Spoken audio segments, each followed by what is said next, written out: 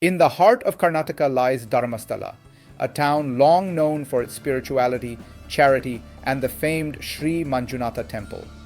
But beneath the serene facade, a chilling secret has begun to emerge, one that threatens to unravel years of silence, fear, and possibly systematic violence. In 2025, a former sanitation worker stepped forward with a horrifying claim. For over 15 years, he had been forced to bury or burn the bodies of more than 100 individuals, many of them women and children, without explanation, oversight, or justice. This is the story of the Dharmasthala mass burial scandal, a story of the marginalized, of hidden graves, and of a system that may have failed the very people it was meant to protect.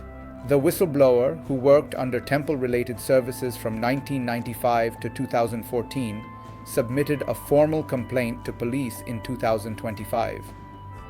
In his statement, now recorded under Section 183 of the Bharatiya Nagarik Suraksha Sanhita, he claimed he had been ordered to bury or incinerate over 100 bodies near the Netravati River.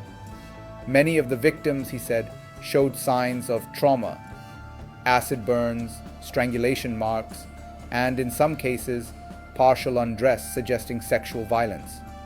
Among the dead, he recalled children, teenage girls, and destitute individuals, often brought in with no questions asked. His account painted a disturbing picture of systematic silencing of the vulnerable. To support his claims, he produced photos and skeletal remains from a suspected burial site. He offered to guide authorities to more burial grounds, if granted protection as a key witness. In the wake of these revelations, families of unsolved cases began speaking out. One such case is that of Saujanya, a 17-year-old student whose brutal rape and murder in 2012 remains unsolved. Her family has long suspected cover-ups. Another case involves Ananya Bhatt, a medical student who vanished during a trip in 2003. With new evidence surfacing, many fear these were not isolated tragedies, but part of a larger pattern. Public reaction was swift and intense. Lawyers, human rights defenders, and women's rights groups demanded the formation of a court-monitored special investigation team, SIT. They cited past failures, especially in Saujanya's case, as warnings against politically influenced probes. The Karnataka State Women's Commission backed these calls, and prominent voices urged the SIT to include forensic experts, neutral investigators, and independent oversight from a sitting or retired High Court or Supreme Court judge. On July 19, 2025, under mounting pressure, the Karnataka government announced the formation of an SIT led by DGP Pranab Mohanty. Senior IPS officers M.N. Anuketh Sumyalatha and Jitendra Kumar Dayama were appointed to assist in the probe. In a rare move, the temple administration issued a statement welcoming a thorough investigation. A spokesperson acknowledged the public's concerns, saying the matter had caused widespread confusion and distress. They pledged full cooperation, calling for transparency to uphold the institution's integrity. But justice won't come easy.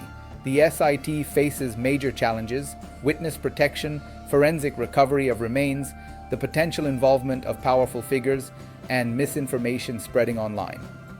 One YouTuber has already been booked for uploading an AI-generated video that misrepresented the case, fueling conspiracy and public unrest. The Dharmasthala case is more than a local scandal. It is a wake-up call. It exposes what happens when vulnerable people vanish in silence and when power is left unchecked.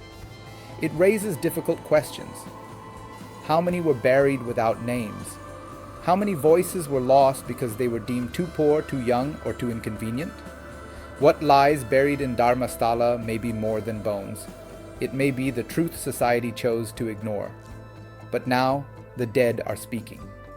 Through testimony, evidence, and the cries of the living, a reckoning is underway. Will justice rise from the riverbank, or will Dharmasthala remain a shrine built on silence? The answer may define more than a town. It may define a generation's faith in justice.